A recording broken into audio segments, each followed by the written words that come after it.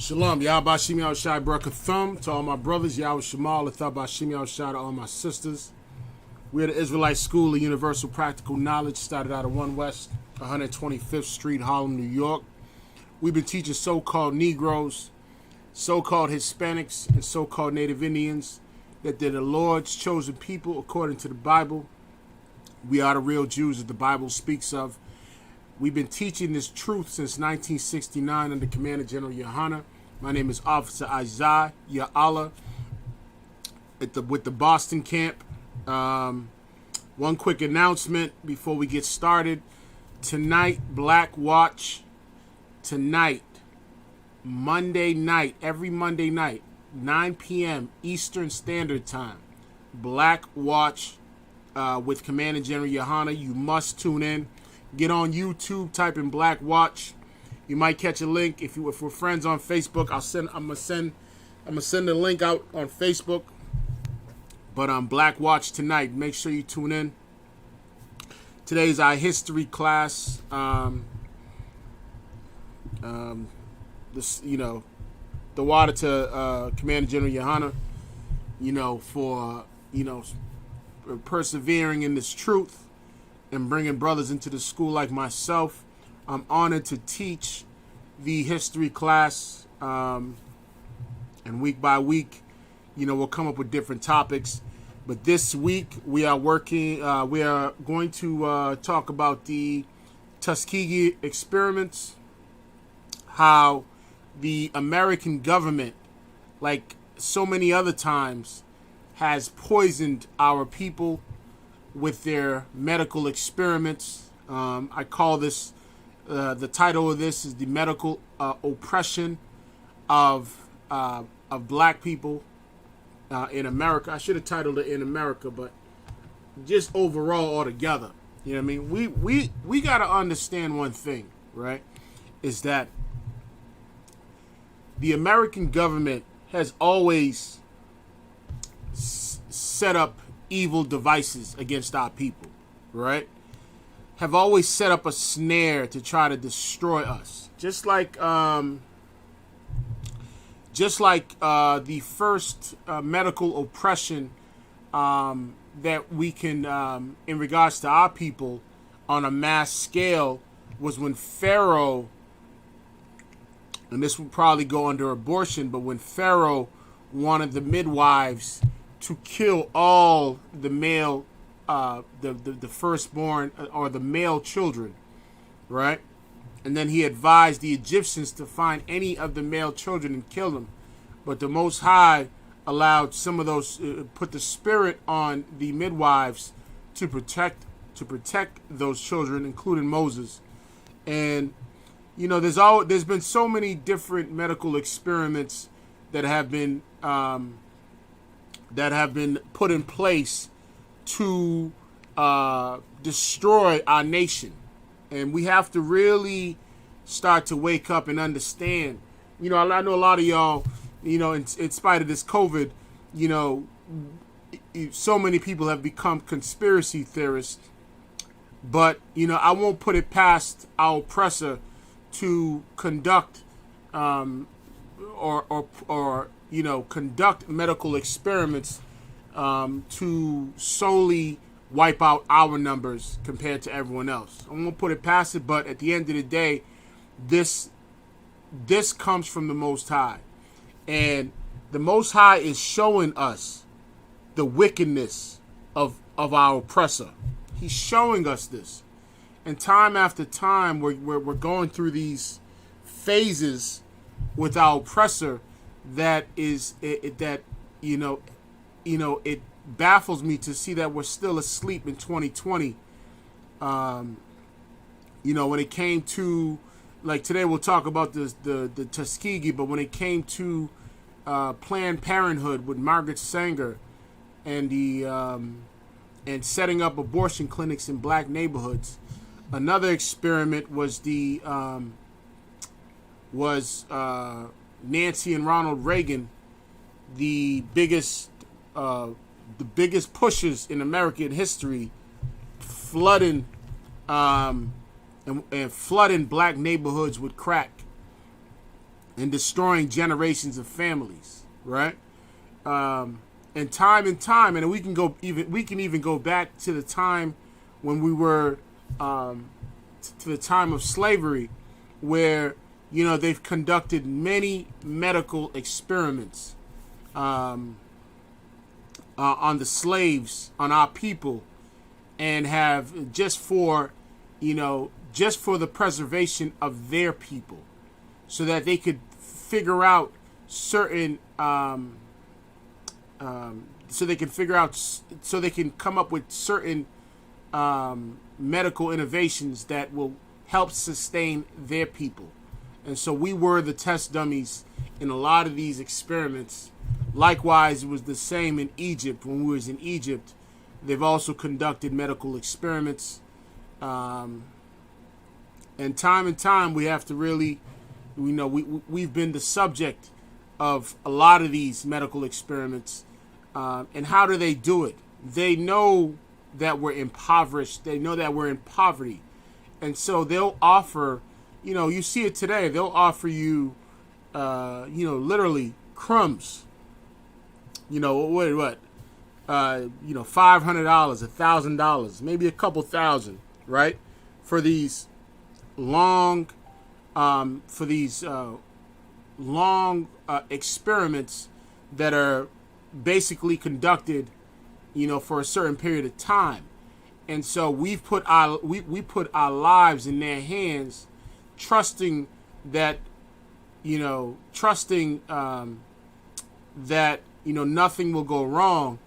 But when you're dealing with a snake, there's always an ulterior motive with our oppressor.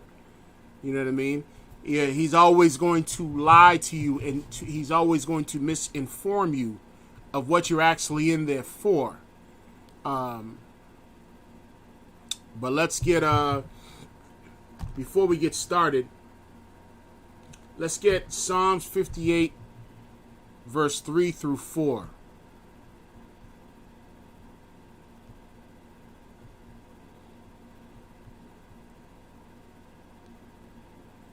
It says this in Psalms chapter 58 verse 3.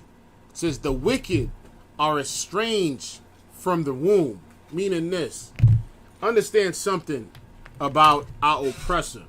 And let's pull up what the word estranged means, all right? That way we can get the context of that scripture. Okay.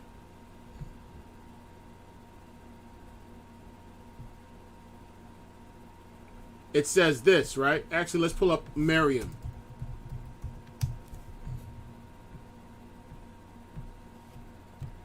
It says this, the definition 1, right? In Psalms 58, Salaki, bear with me. Psalms 58 verse 3, it says, the wicked are estranged from the womb. It says this, definition 1 of estranged. It says to arouse especially mutual enmity or indifference in someone where there had formerly been love, affection, or friendliness. Here's the problem with our oppressor. Our oppressor has always had enmity against the children of Israel, right? And it's been like that since the womb, right? When you go back to Isaac and Rebekah, right? It says the boys, Salaki. It says the boys struggled within her womb, meaning our oppressor has always had an indifference with us. He's always been in enmity with us, right? And what we have to understand is that it reads this: they go astray as soon as they be born, speaking lies, right? Our oppressor, from the moment he came out the womb, he's gone astray, right? From the moment that he came out the womb, the first words that came out of his mouth were lies, right? He's estranged from the womb. You know what I mean? He's alienated from us, right? He is he is one of those family members that you never want to visit. Because you know when you go and visit him, there's going to be some sort of drama. There's going to be some sort of quarrel. There's going to be some sort of struggle with that family member, right? And I'm not saying, and what I'm saying is this, is that he's someone that is, that was made crooked, right? And we'll pull up the scriptures on that later on. Let's keep reading. It says, then they go astray as soon as they be born, speaking lies, right? And the reason why I'm pulling this up is because during the Tuskegee experiment, the participants came from Macomb, Alabama. And with that said, they chose a rural area where the people were poorly educated, where the people, these were the same people that had poor medical, received poor medical treatment. Some, black people just in general don't even like going to doctors, right? No matter what ailment they have, they will fight tooth and nail not to go to a doctor. So the cunningness of this beast, right? He was very divisive in this sense, that he chose an area and he chose a specific group of male black men, right? That he can conduct his experiments on us like animals and for damn near 40 years be brushed under the rug and never even be and keep it in silence through by misinforming those that were being treated. And we're going to go into the web of lies that our oppressor continues to put out on how he was able to keep this undercover for so long, right? Because here's the problem, right? With all that's going on now, with this Black Lives Matter movement, and with the and the push that you're seeing right now to reform the police. Here's the problem, is that no one has ever cared about our people, right? It's always been our misfortune has never caused any other nation to lose sleep, even within our own people, right? And we got to really understand that this is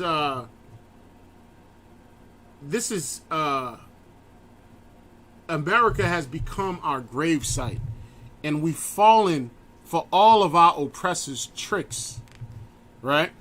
We've fallen for his mischief, right? We've fallen for his deception, and we're so easily fooled when he speaks. And so we're going to get into this real quick. I just wanted to read that real quick to let you know that our oppressor will never change. He was estranged from the womb, right? He's alienated from us. He is someone that you shall not trust, right? Okay, Salakia. Let's get into it. Okay, so we're gonna get right to it. Let me just find the source.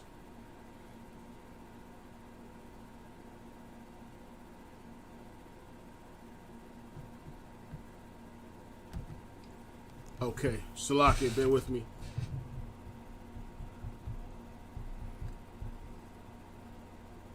All right, let's read this real quick. Let me just pull up the source.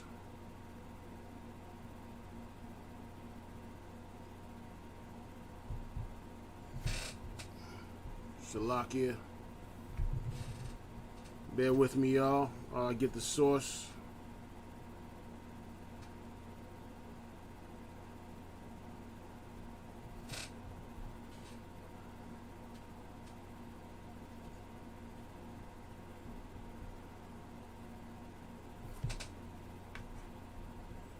All right. Let's go right here. Right. It seems like a really good source right here. ncbi.nlm.nih.gov.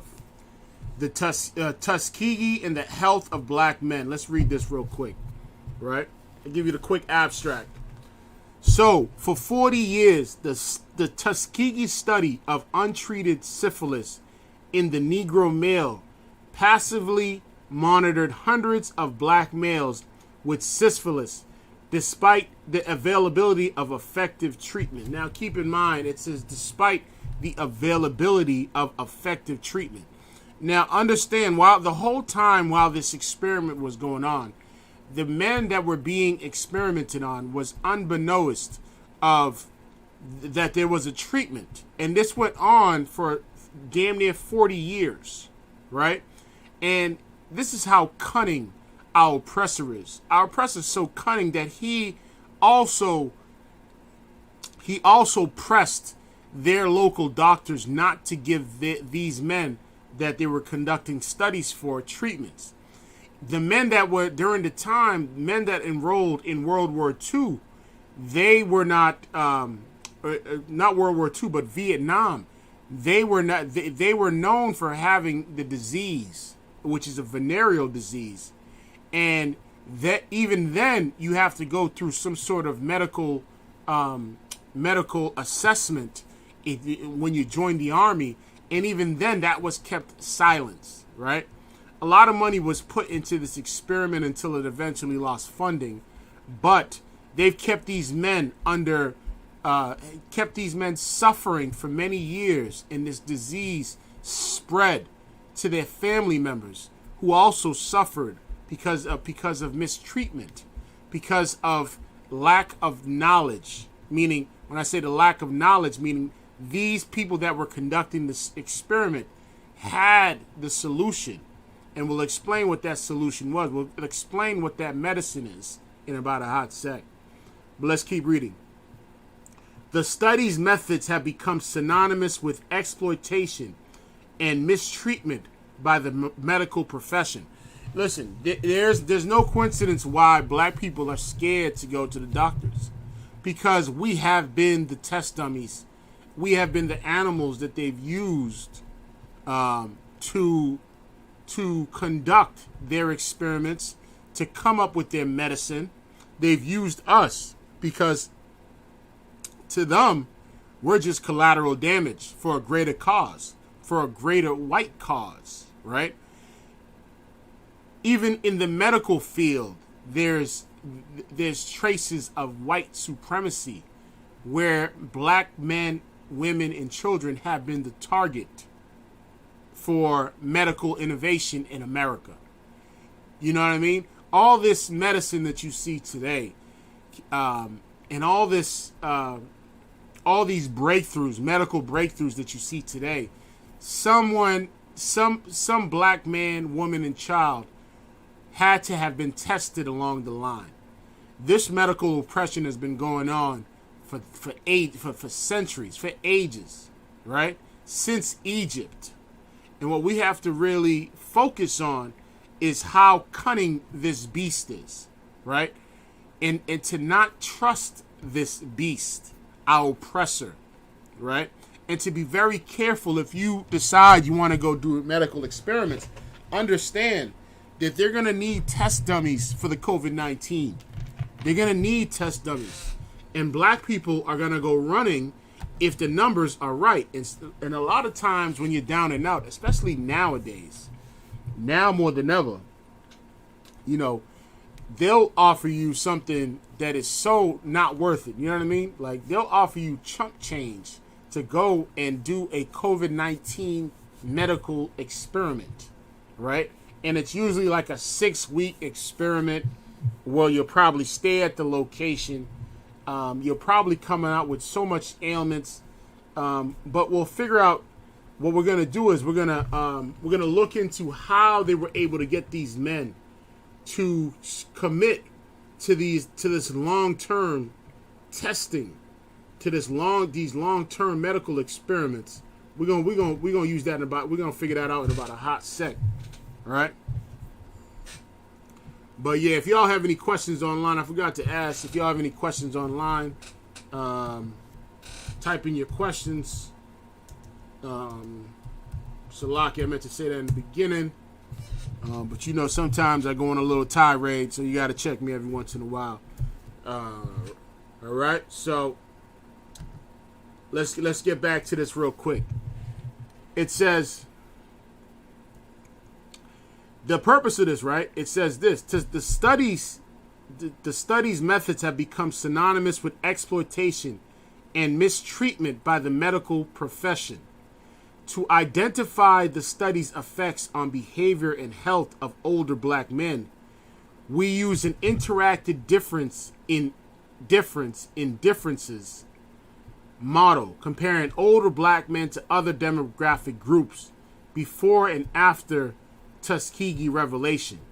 In varying proximity to study victims, we find the disclosure of the study in 1972 is correlated with increases in medical mistrust and mortality and decreases in both outpatient and inpatient physician interactions for older black men.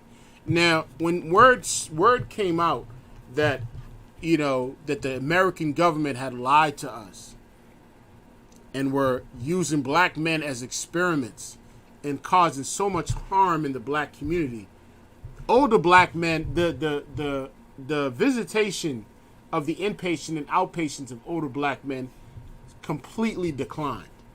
Now, I'm not saying to not go and see a doctor. Here's what the Lord says about a physician, right? Salaki, bear with me. Let me get this real quick.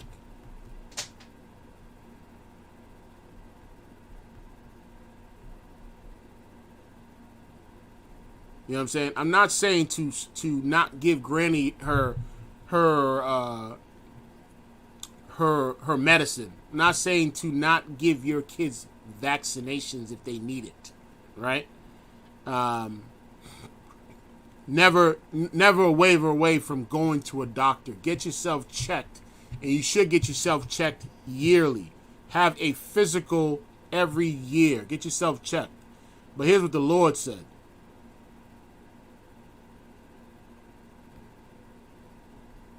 Salaki, bear with me.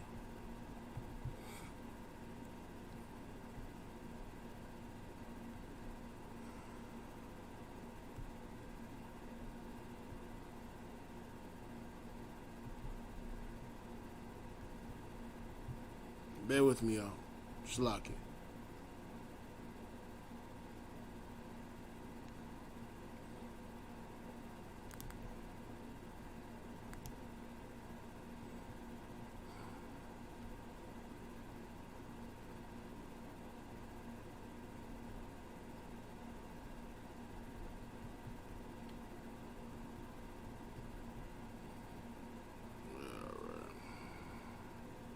Salaki, bear with me. Let me just pull this up real quick. We're going to go to Ecclesiasticus chapter 38, verse 12. All right? Let's get there real quick. Ecclesiasticus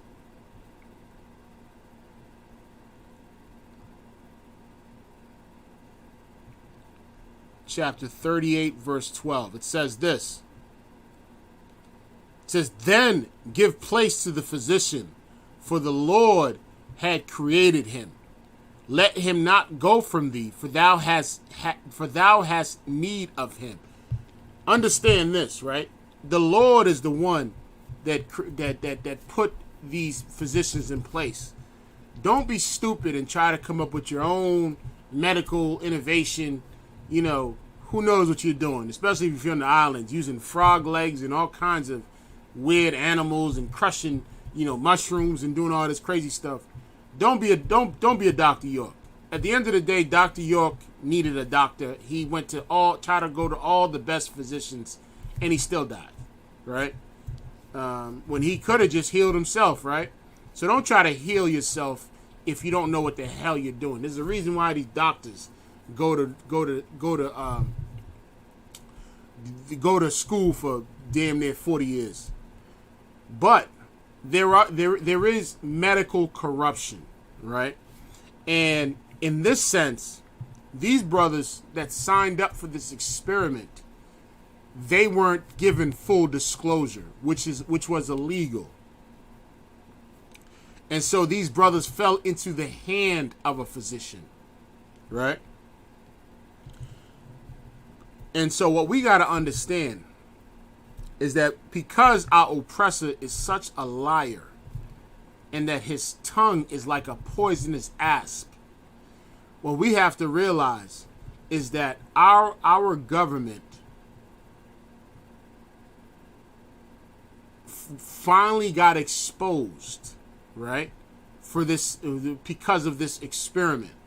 But prior to that, understand that they were doing all kinds of medical experiments without full disclosure. This wasn't the only one. Now I'm wondering who are the test subjects today.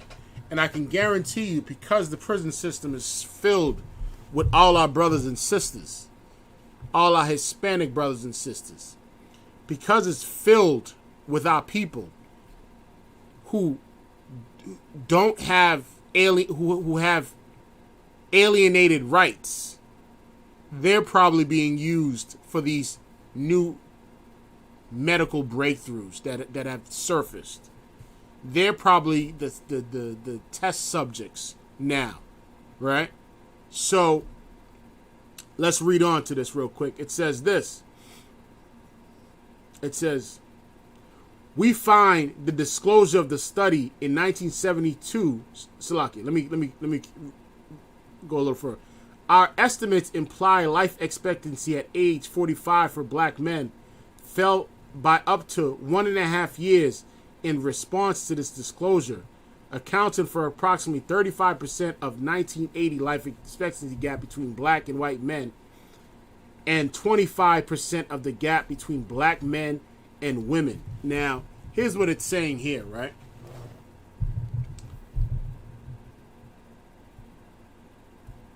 It's saying that white men are more likely to live longer than black men at a 35 percentile, right? And that black women are more likely to live longer than black men at a 25 percentile, right? And this was done, it says as of 1980, right? So when they crunched the numbers to see to check the life expectancies between male and female and the different races, they've come up with this percentage. And why do you think our life expectancy is lower than white men? Here's something to consider, right? You ever heard of the term stress kills, right? When you're in a kingdom that was not made to be a heaven, when you're in a kingdom that is at every angle is constantly oppressing you, you know what I mean, constantly putting a snare in front of you to cause your fall. When you're in a kingdom where black men are the target, of course the life expectancy from black men are going to be a lot lower than white men. You know what I mean? Black parents are happy that their children made it past 21, right? Happy that their children made it past 21. To be honest, I feel like our whole setup is an experiment in America, right? Living in the projects with roaches and rats. And then they're able to do studies of people that live in the projects that are under, that are living in hellish conditions, right? It is well known through studies that asthma comes from mice poop, right? That eventually disintegrates in the cloud of mice poop dust, goes into the air, and those kids breathe it in, which is why we have the highest rate of asthma in this country, right? So there's a lot of things Poor diet is another one. Lack of good medical response, meaning good doctors, right? Affordable health care has not been something that has helped us, but it was something that just where the government can at least give us can at least throw us a bone, right? These are crumbs that we're receiving in America. So of course the life expectancy is going to be lower, and on top of that, they've done so many experiments on us that it's been passed down. These ailments have been passed down from generation to generation, right?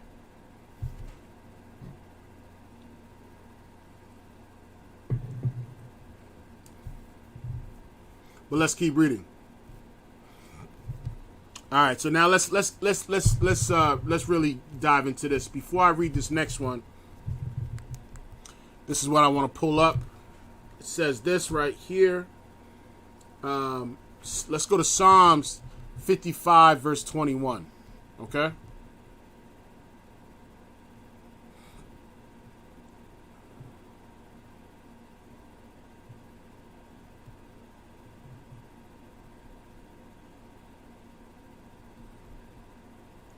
Psalms 55, verse 21, it says this. Let's start at verse 20. It says, he says, he had put forth his hands against such as be at peace with him. He had broken his covenant. Understand this, right? Our oppressor has signed over 300 treaties with our native brothers. And he broke every single one of those treaties. And he's used deception to kill our native brothers, right? We're talking about the so-called native Indians, so-called. From giving them smallpox, blankets full of smallpox to try to wipe them out. He's always used some sort of medical oppression against us to try to wipe us out. And in this country, our native brothers went through that first, right? And it killed many. And in the Caribbean, the island of Haiti and Dominican Republic and Puerto Rico, dating back to devils, explorers like Christopher Columbus, who was a devil. What we have to understand is that they've always used some form of disease to try to wipe us out, right? They've always been experimenting on us, and we have to really be mindful that this is nothing new. This is something that's always been going on. And he continues to break every covenant that he has with us, right? Verse 21, it says, Psalms 55 and 21, it says, the words of his mouth were smoother than butter. So here's what you're going to understand. I want you to pay attention to this as we read the next part. It says, the words of his mouth were smoother than butter. The one thing about our oppressor is that he knows how to talk a good talk, right? When his whole premise behind his speech is deceptive. It's going to lead to harm. And he used these brothers during this experiment to for the sake of his people, to preserve his people and to protect his people by using us as test dummies, as test subjects, right? Because every experiment that our oppressor does, it caters to his people, right? It's to find out, well, okay, they understand that we have the stronger gene, right? Which would make us the perfect test subject, right? And so they'll use that to try to to try to promote the health of their people and demote our health. And in the same instance, demote our health. But let's read what it says. It says his words were smoother than butter. We're going to get right back to this in a sec. But war was in his heart. Let me tell you something. The Tuskegee experiment was medical warfare against our people, right? It was an act of genocide against our people, right? It says, but war was in his heart. His words were softer than oil, yet were there drawn swords. So he selected a group of black men from McCoy, Georgia, to go and do this experiment without fully disclosing what this experiment was. But he used smooth words. It says his words were softer than oil, right? And what you have to understand is that we have become prone to our oppressor's speech. We've become, he sweeps us off our feet when he uses his eloquent speech to deceive us. And at the end of the day, war was in his heart. He's using his speech as a form of weapon to try to harm our people, right? Meaning this, his deception is the reason why these brothers that were part of this experiment sustained in that experiment or participated in that experiment for well over 40 years, right? Or about 40 years. That's a long goddamn time. Something that should have been about 6 weeks lasted 40 years. You gotta be the type of person that has to be real smooth with your words to be able to convince someone to participate in an experiment that long. And now we're not only going to talk about our black people, we're also going to talk about our Guatemalan brothers. They did the same thing to our Guatemalan brothers, right? And what is it motivated by? It's motivated by what motivated these brothers. Not only their speech, but also the benefits, money, right? And that's what they do. It's like, a lot of people like you put the whole term put the cheese in the mousetrap, right? Well, what they do, they did the same thing. They put the cheese in the mousetrap, and we went for it, right? Because they know if you're poor in Macomb, Alabama, and you're living off damn near nothing, anything sounds good. And you're willing to participate in any goddamn experiment. You probably won't even look at the disclosure. You just sign. And let's get this on and popping. Oh, you're gonna provide this? You're gonna give me how much? Let's sign. Where do I sign? And that's been our position in this place, is that we've been, we've been running for every crumb that our oppressor gives, but there's always a catch-22 with our oppressor. He's not just gonna give you money. You got to give something up. And with this, these brothers gave up their livelihood. These brothers exposed this illness to their family members when the whole time they had the medicine that they could have used, right? And the medicine was so effective. All it was penicillin. That's all. Penicillin would have treated these brothers, but they kept it in the dark. And they made sure every which way they looked for treatment, they made sure that the people, the other medical professionals, did not give them the proper treatment so they can continue with the study. This is how evil our oppressor is, right? And he uses, and it's so, and the thing about him is that he uses his words, right? You got to think twice before shaking his hands. Unless it's a business arrangement, you better think twice before shaking this man's hands. Because our oppressor, he's a cunning beast. And let's get that real quick. All right, follow along if you can. If y'all have any questions, ask your questions online. Okay, we got a couple people online. Most High in Christ. If y'all have any questions, ask your questions. But let's go. Let's find out. You see, the Bible correlates every nation, right? And what and it describes us in the form of how we operate in the form of in the metaphor of a beast, right? And the problem is that we've become sheeps in this place when the Lord has prescribed us to become lions, fearless lions, right? But because of what we just read earlier, how our oppressor uses his words to deceive the mind of the simple.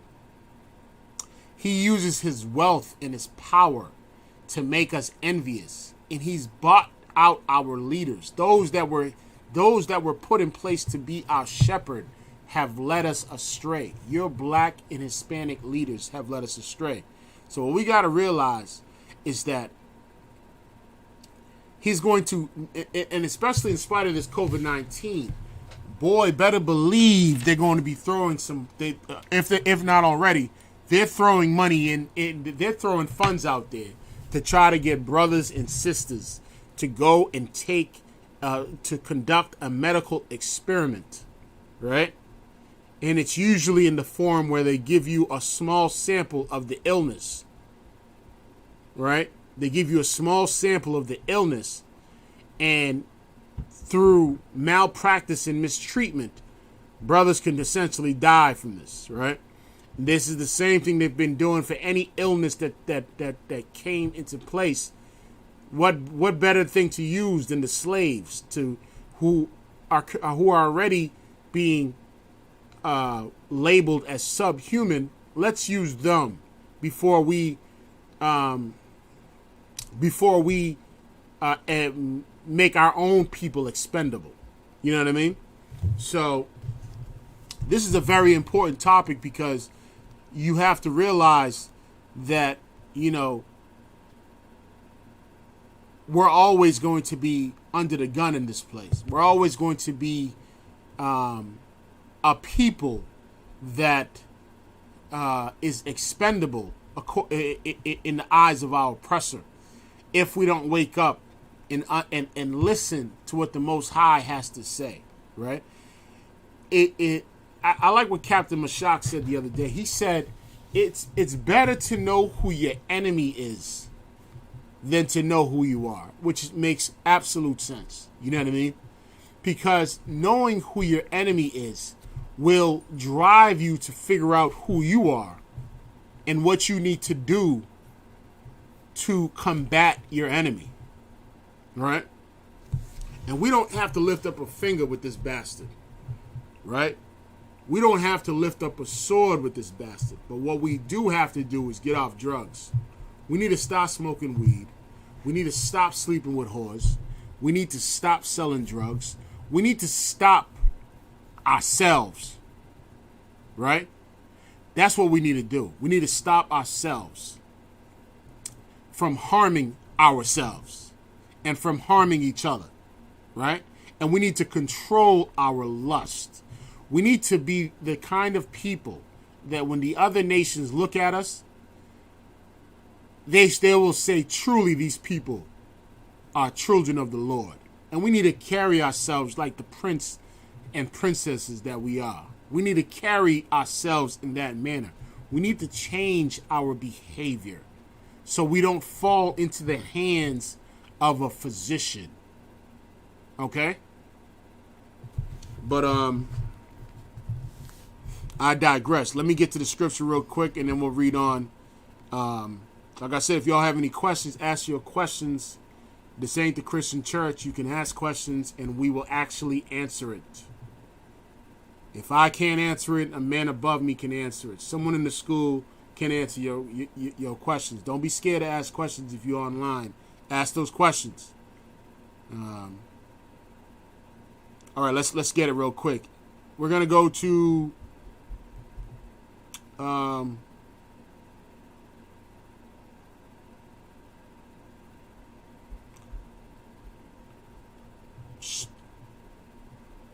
Salakia. Bear with me. We're gonna go to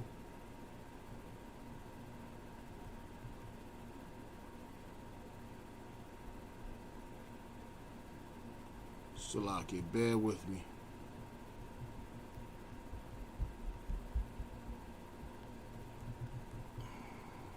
Let's go to Ezekiel. I know I'm in Ezekiel. Salakia. I'm gonna find it.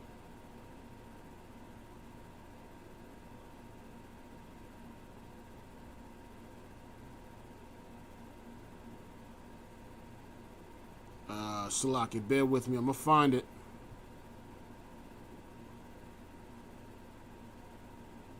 Okay, we're going to go to Ezekiel chapter 34.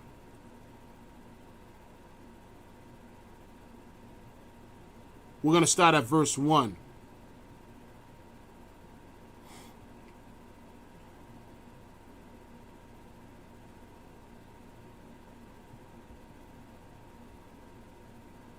It says this, and the word of the Lord, Ezekiel chapter 34, verse 1, and the word of the Lord came unto me, saying, Son of man, prophesy against the shepherds of Israel. Let me tell you something. Our walls are down because our shepherds are in league with our oppressor. Our shepherds have sold us out, right? The biggest beef, the biggest thing that's been going on, right, since the civil rights movement and way before then, is that we've always been in an internal war between the rich of Israel and the poor of Israel, right?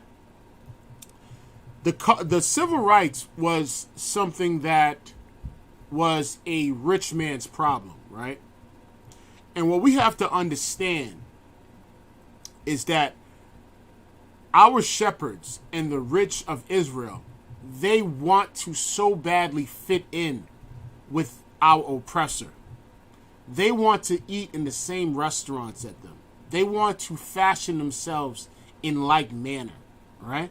And they've sold us out for filthy lucre's sake. And what we got to understand is that we are looking onto the rich of Israel for salvation. We are looking onto to our oppressor for salvation when they're on the same team, right? And let's keep reading. It says, Son of man, prophesy against the shepherds of Israel. Prophesy and say unto them, Thus saith the Lord, power unto the shepherds. Woe be to the shepherds, meaning destruction. Woe meaning destruction.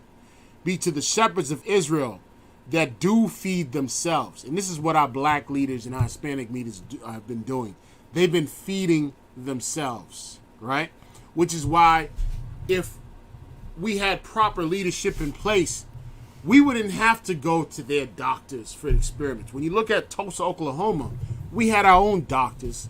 We had our own lawyers. We had our own real estate agents. We had our own, you know what I mean? We didn't have to go to our oppressor, right?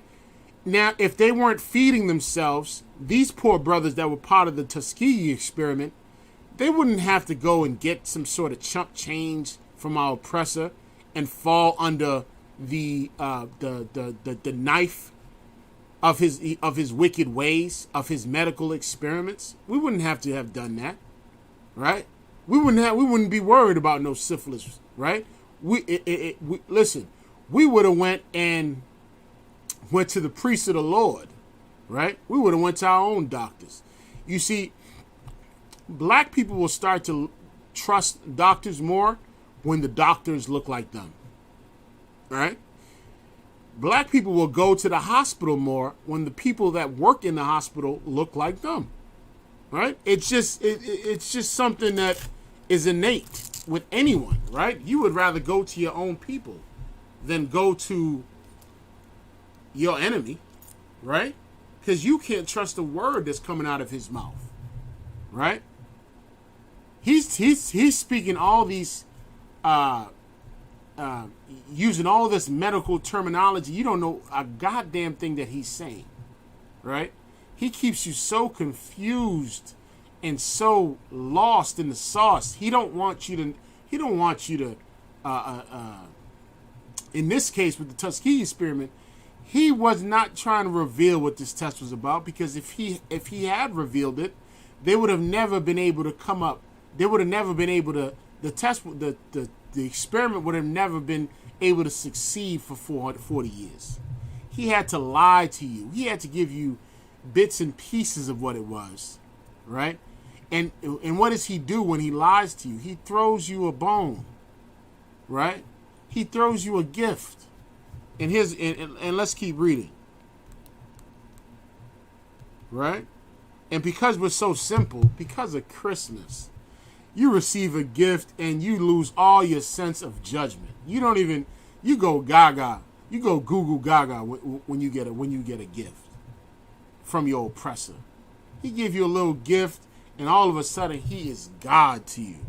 He is your savior and deliverer, right? But let's keep reading. Should not the shepherds feed the flock? And that's what they don't do. They don't feed the flock. The flock has gone astray, and they have no shepherd to feed them, right? It says, ye eat the fat, and ye clothe you with the wool. Ye kill them that are fed, but you feed not the flock, right? So, why am I tying this into this experiment? It's because them brothers that were part of that experiment had no other choice. They had no solution. You know, they had no way of understanding who their enemy was, because in the Christian church, God loves everybody, right? You know what they tell you? God loves everybody, right? Love thine enemy as thyself, right? So these brothers during the Tuskegee experiment came into that experiment with that notion that God loves everybody, right? Love thy neighbor as thyself. And when you do that, you put your guard down, because you start to allow your enemy to come in, and slowly but surely he will destroy you, right? Because your shepherds feed themselves. They tell you things that you want to hear. That's the whole premise of the Christian church, is that the pastors tell you what you want to hear, which is why at one point, it wasn't allowed for women to teach, but then more women started going to church and voicing this, and your shepherd is going to do what pleases the crowd. Here's the difference between your shepherd in the Christian church and us, is that we're not trying to please the crowd. We're only here to please the Most High. We can give a damn what you think, what you feel. Here's what we'll tell you when you come into this school. Shut your goddamn mouth. You don't know you don't know nothing. You're stupid. All right? And that's how I had to learn. I had to learn to shut my goddamn mouth. I don't know a goddamn thing. And that's how I was able to learn. And that's and doing that, I didn't fall victim to my to my enemy, because I had a spiritual guard upon me, right?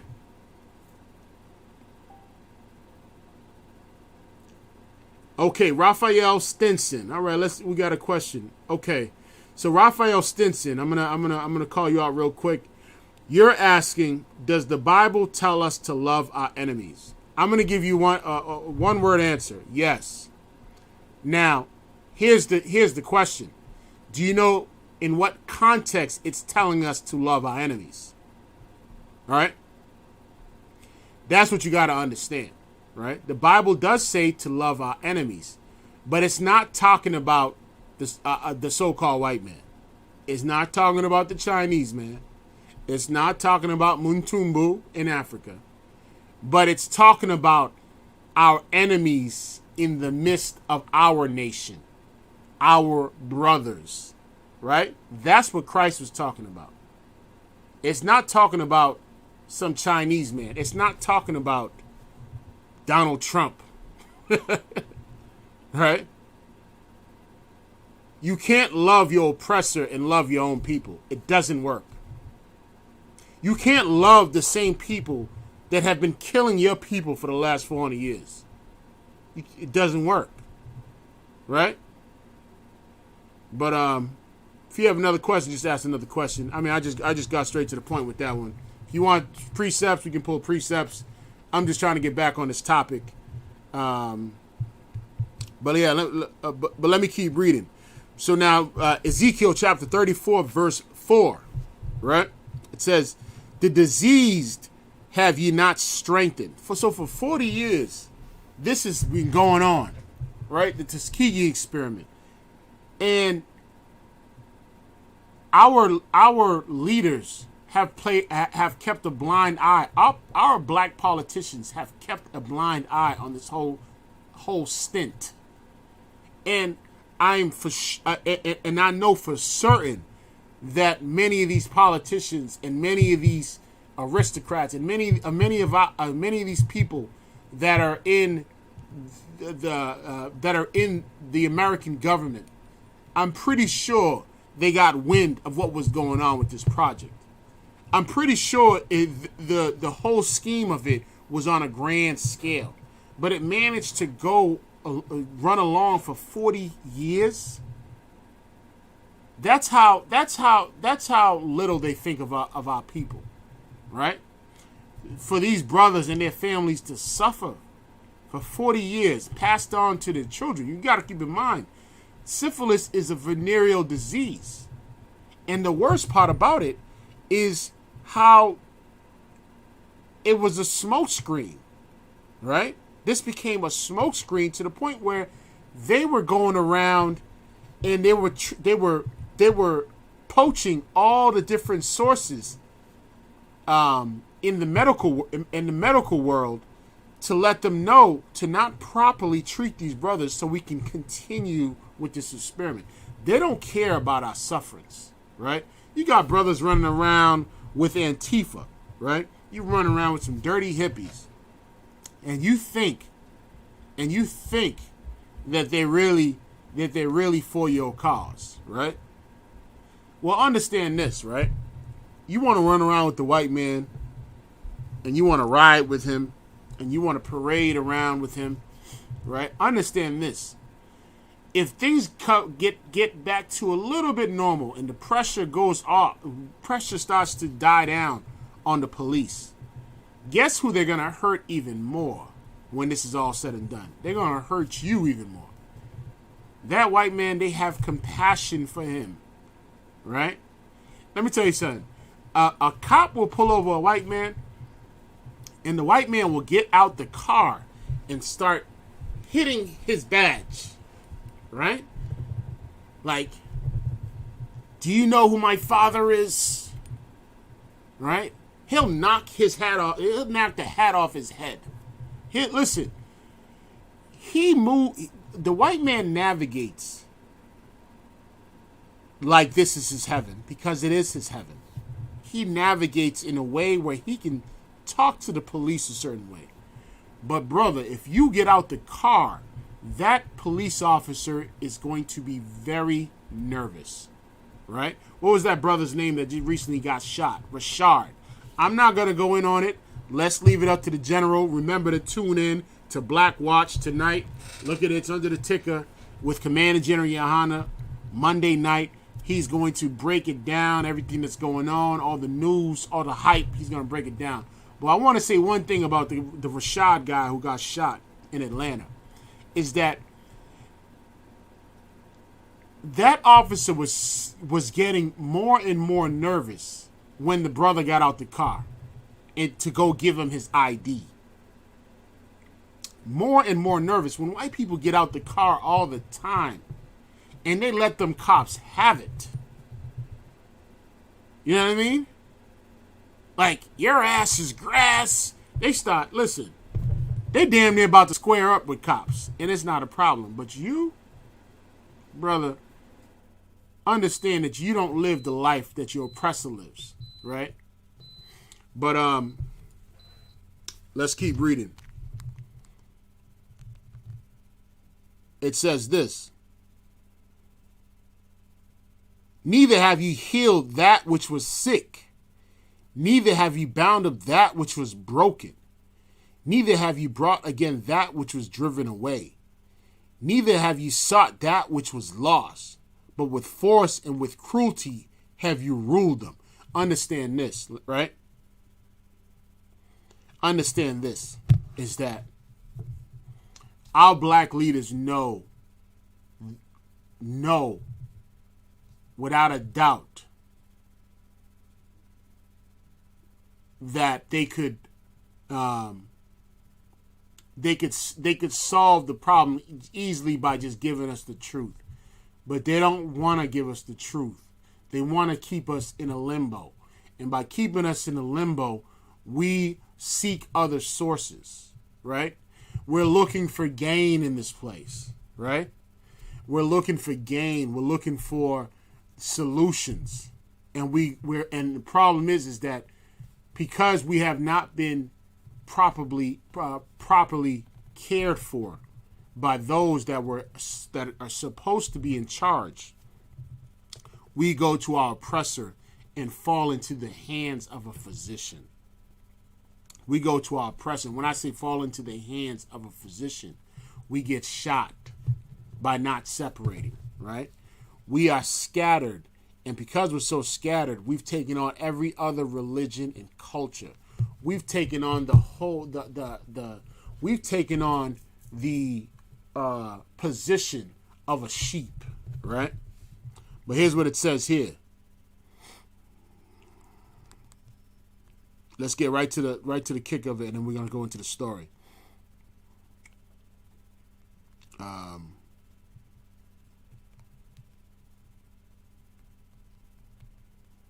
Slovakia.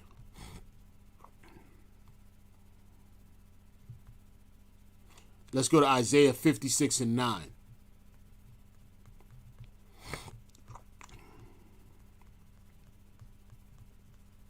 Slovakia, let me get there. Isaiah chapter 56, verse 9. Isaiah chapter 56, verse 9. It says this: all ye beasts of the field come to devour.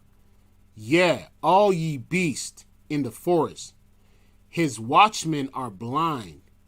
They are all ignorant. They are dumb dogs. They cannot bark, sleeping, lying down, loving to slumber, right? So like, let me get the other one instead. I want to pull that one out. But let me go here. Let's go to Genesis chapter 3 for verse 1. And let me explain to you what our oppressor is, right? It says this. It says, now the serpent was more subtle than any beast of the field which the Lord God had made. Understand something about our oppressor. Our oppressor is a serpent, and he's more subtle. The way he moves is very cunning, right? He moves on his belly, right? He moves along the brushes of the leaves to not be detected. During the Tuskegee projects, he left out some vital key information that kept these brothers in a limbo that harmed generations and generations of black people, right? Because he is very cunning, right? He has a position in this world as the wicked, right? Now let's get back to this, right? It says this.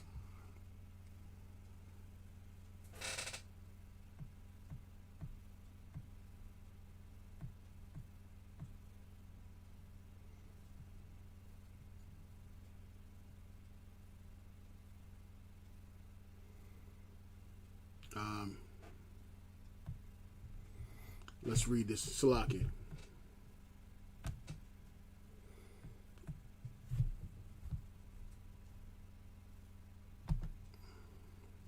All right, let's get it. It says this, right? The Tuskegee Syphilis Study, official name Tuskegee Study of Untreated Syphilis in the Negro Male, right? That was the official name of the study. Untreated syphilis, key word. This is something that was untreated for 40 years, right? Even though they had the treatment, which was penicillin. American medical research project that earned notoriety for its unethical experimentation on African American patients in the rural South, right? The project, which was conducted by the U.S. Public Health Services, which is a government agency, from 1932 to 1972, 40 years this was conducted, examined the natural course of untreated syphilis in African American men. The research was intended to test whether syphilis caused cardiovascular damage more often than neurological damage, and to determine if the natural course of syphilis in black men was significantly different than that in whites. And this is how they've always based their studies. It's always been a black and white thing, right? They always wanted to see the comparison between black and white. The problem is that we caught the dirty end of the stick in these studies, and it was used through a lot of these studies that we were involved in were used through deception, and they weren't fully disclosed as to what the study was about. It says this: in order to recruit participants for its study, the PHS, Public Health Service, enlisted the support of the prestigious Tuskegee Institute, now Tuskegee University, right?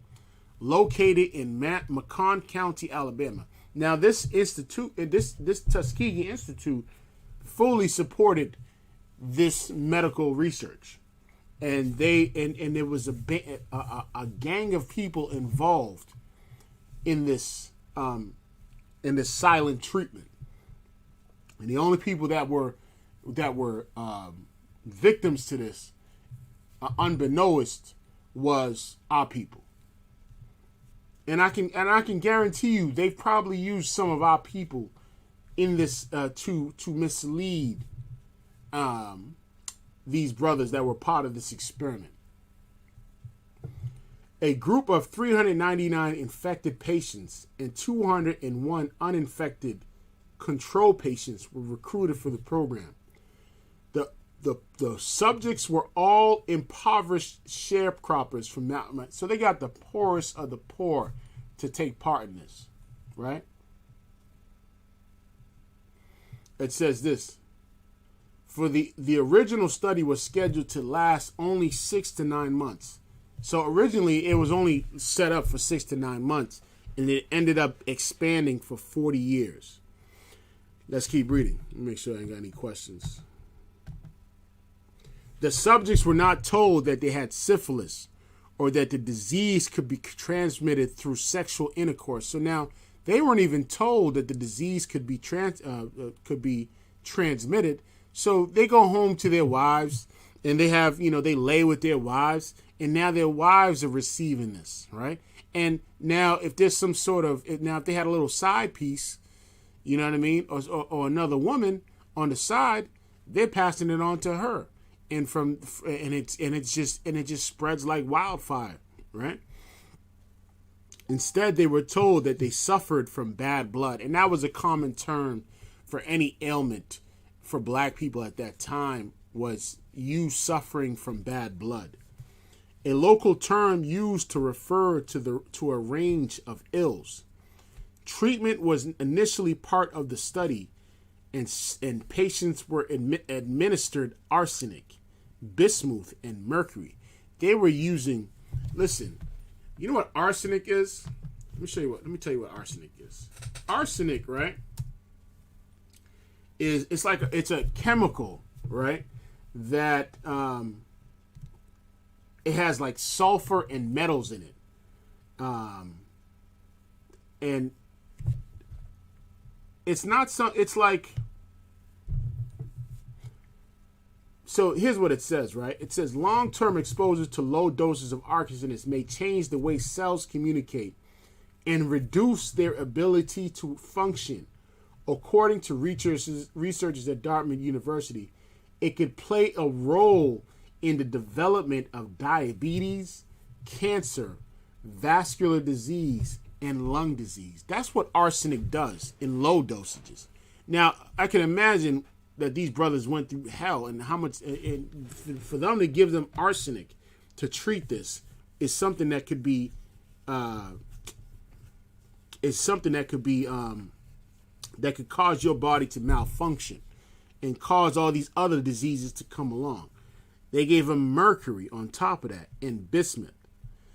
Now let's keep reading. But after the original study failed to produce any useful data, it was decided to follow the subjects until their death. So for the next 40 years, they followed these subjects, and what's so evil about it is that they made sure that no other medical professional administered to them proper treatment. They kept these brothers in the dark for 40 years, right?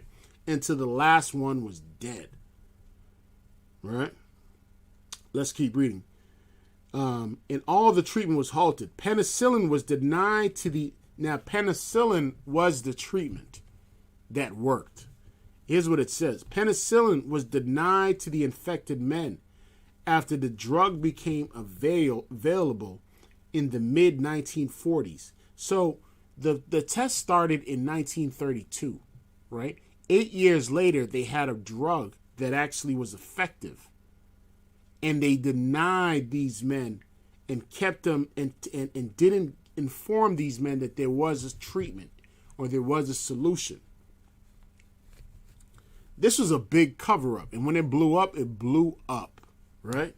Penicillin was denied to the infected men after the drug became available in the mid-1940s. And it is still being withheld from them 25 years later in direct violation of government legislation that mandated the treatment of venereal disease. It estimated that more than 100 of the subjects died of tertiary syphilis, right? Let's keep reading. The Tuskegee syphilis study finally came to an end in 1972 when the program and its unethical methods were exposed in the Washington Star, right? A class action suit against the federal government was settled off for $10 million in 1974. And what do, right? They throw you a little boom. $10 million was the class action suit, right? And what did that do? $10 million is not worth the death. $10 million is not worth all the lives that were destroyed. Now, keep in mind. Now, let's take another take on this, right? Let's go to the Guatemalans. All right.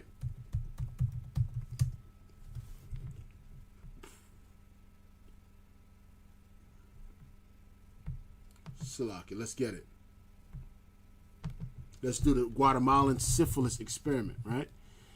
The syphilis experiments in Guatemala were United States-led human experiments conducted in Guatemala from 1946 to 1948.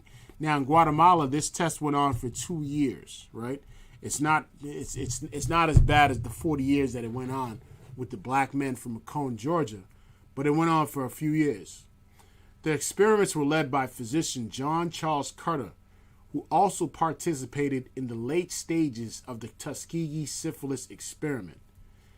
Doctors infected soldiers, prostitutes, prisoners, and mental patients with syphilis and other sexually transmitted diseases. And who knows what those other STDs were. But they had a specific group of people that they targeted. Like I said, infected soldiers, prostitutes, prisoners, mental patients, right? Without the informed consent of the subject. Same thing again. They did with the participation of the Guatemalan government. Our so-called oppressor did the same thing by not informing the people that were getting it.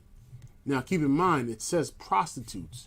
So how many people you think they're sleeping with, those prostitutes? and it's a venereal disease. It's a sexually transmitted disease, right?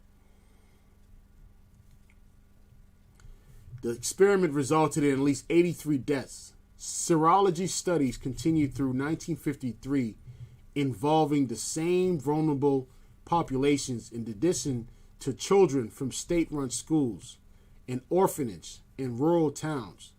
Though the intentional infection of patients ended with the original study, on October 1st, 2010, the U.S. President, Secretary of State, and Secretary of Health and Human Services formally apologized to Guatemala for the ethical violations that took place. Guatemala condemned the experiment as a crime against humanity, and a lawsuit has since been filed. Now, understand this, right? Certain government officials in Guatemala caught wind of this, and they were paid out. Just like certain government officials during the Tuskegee projects caught wind of this, and they were paid out, right? A lot of people were on this payroll. This is a huge project, right? And the extent of it was crazy. Now, what do we need to learn from this, right? Here's what we need to learn. Let's hear what the Lord says about your enemy, right? Who you better pray to the Most High that you don't fall into the hands of your enemy, right? Here's what it says here.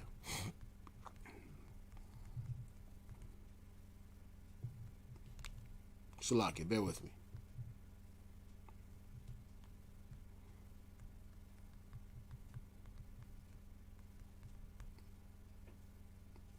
We're going to go to Ecclesiasticus chapter 12, verse 10. All right?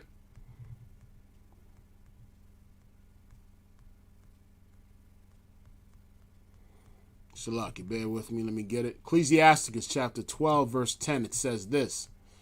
Never trust thine enemy, for like as iron rusteth, so is his wickedness. Here's what the Bible says. Never trust your enemy.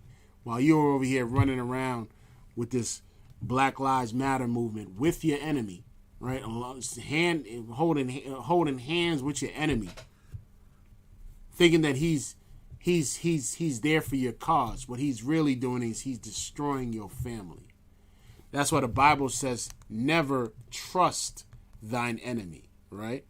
For like as iron rusteth, so is his wickedness. Just like iron when it rusteth, right? And it's hard to get the rust off. That's his wickedness. It's hard to stop him from being wicked, right? Because in the Bible, what we read earlier is that he was estranged from the womb. You know what I mean? But let's go to Ecclesiasticus 1 and 15 real quick. Ecclesiastes 1 and 15, right? It says this. You know, what you really have to understand is the crooked nature of our oppressor, right? And when you really start to see him through a fine glass, you'll kind of know how to navigate and how to deal with him, right?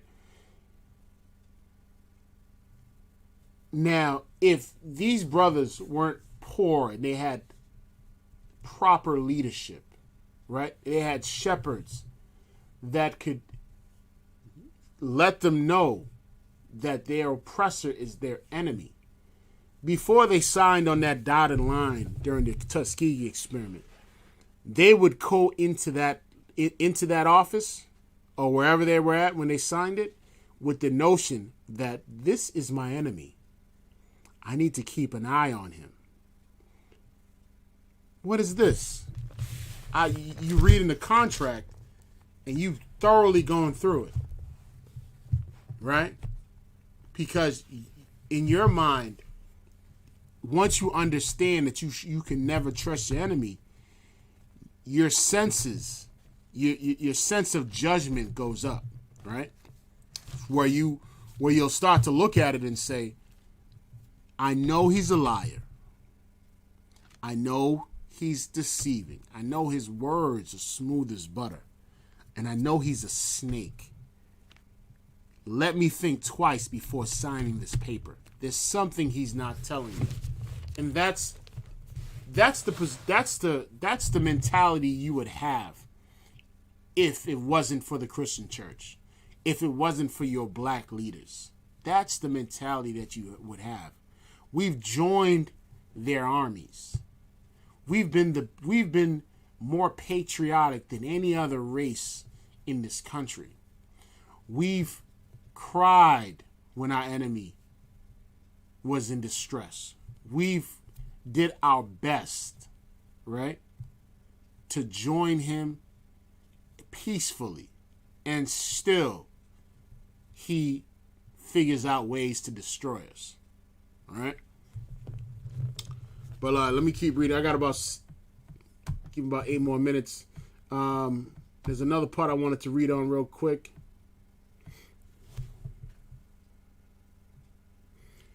Let's go to the this is in the Atlantic.com. I wanted to read this part real quick.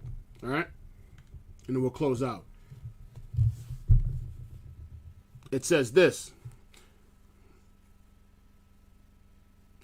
Whistleblowers brought an end to the incredibly unethical study in 1972.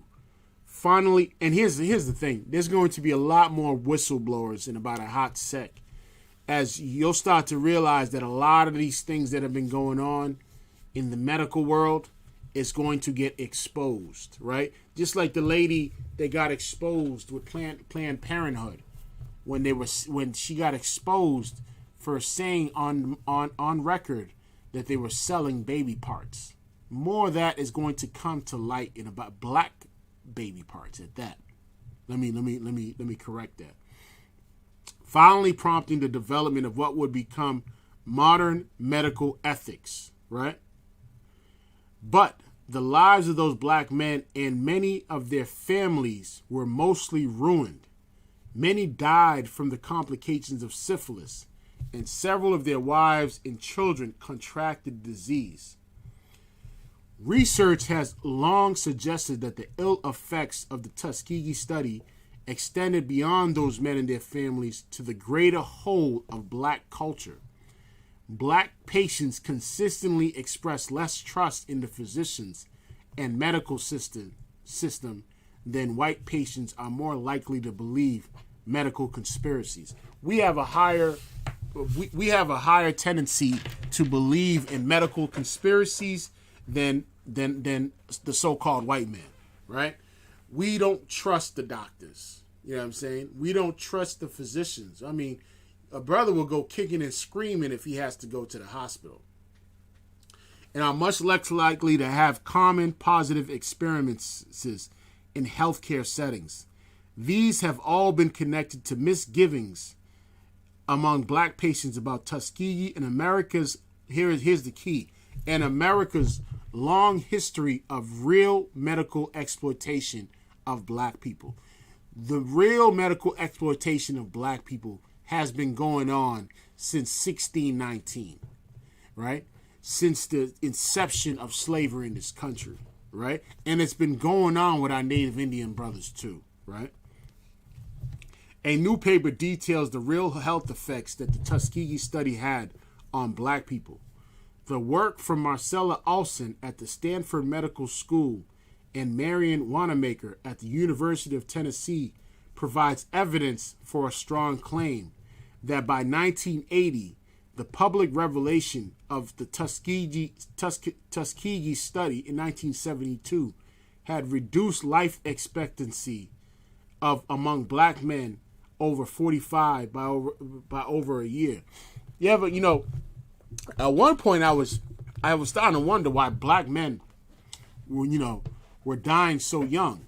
Black men that were like 50 are just dying so young. And our life expectancy is very low. All the depression that we have and the oppression and the stress that black men go through in this world is going to cause our life expectancies to be low. And on top of that, because we're not serving the Lord, we have fallen victims to our enemies. And that's what we got to understand, right? Here's what it says. Let me get this real quick.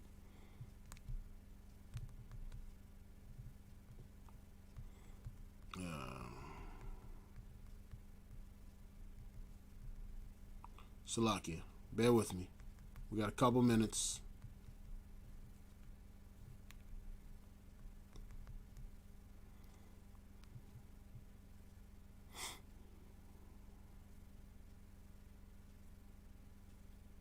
It says this in Deuteronomy chapter 24, verse 4. It says, "For the Lord your power is he that goeth with you to fight for you against your enemies to save you." Right?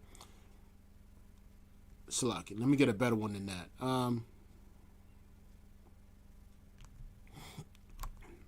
I got a better one than that. Hold on. Hold that thought.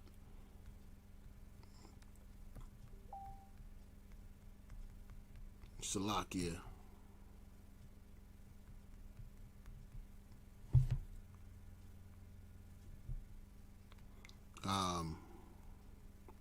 Bear with me.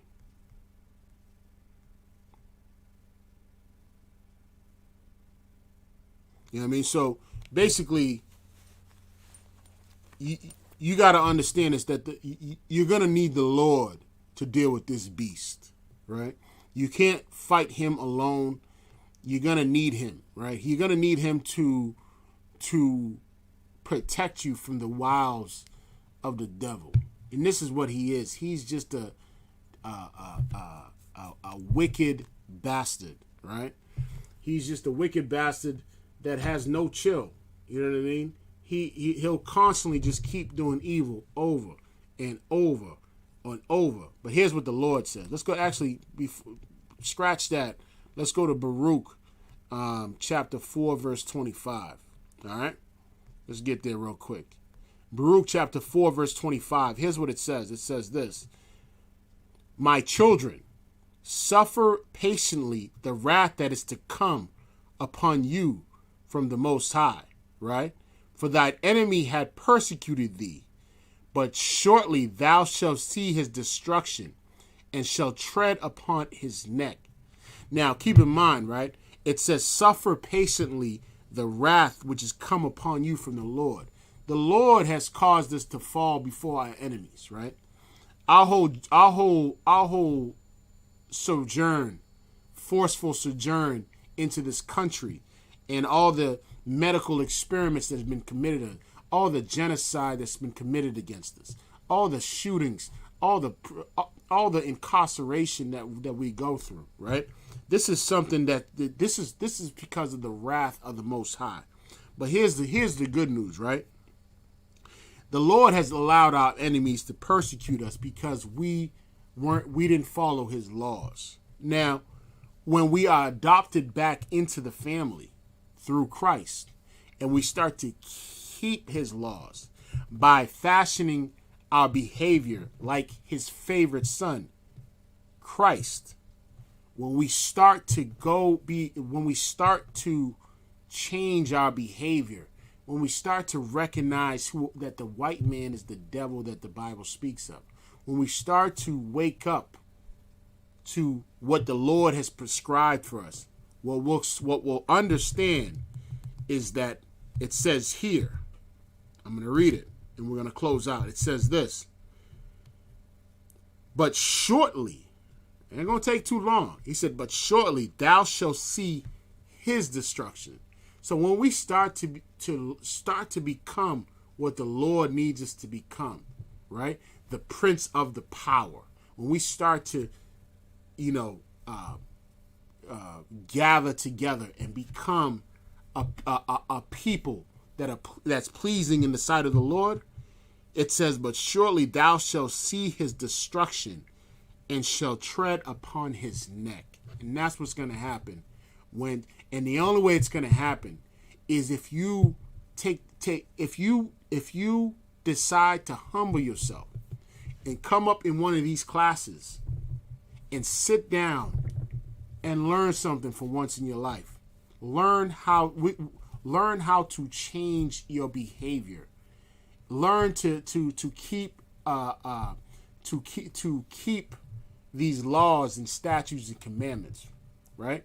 Listen to the priests and prophets of the Lord. I guarantee you, the destruction of your enemies shall come very soon, right? And with that, we go into class. Don't want to waste too much time. Keep in mind, in about 15 minutes, Black Watch will be on from at 9 p.m. with Commander General Yohana.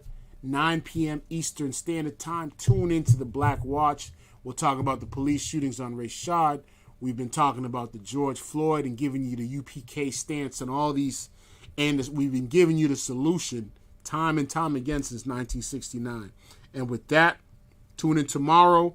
Brotherhood class from 7 to 9 p.m. Wednesday class, the law class from 7 p.m. to 9 p.m. online. Go on YouTube, Facebook, the whole nine. And with that, shalom.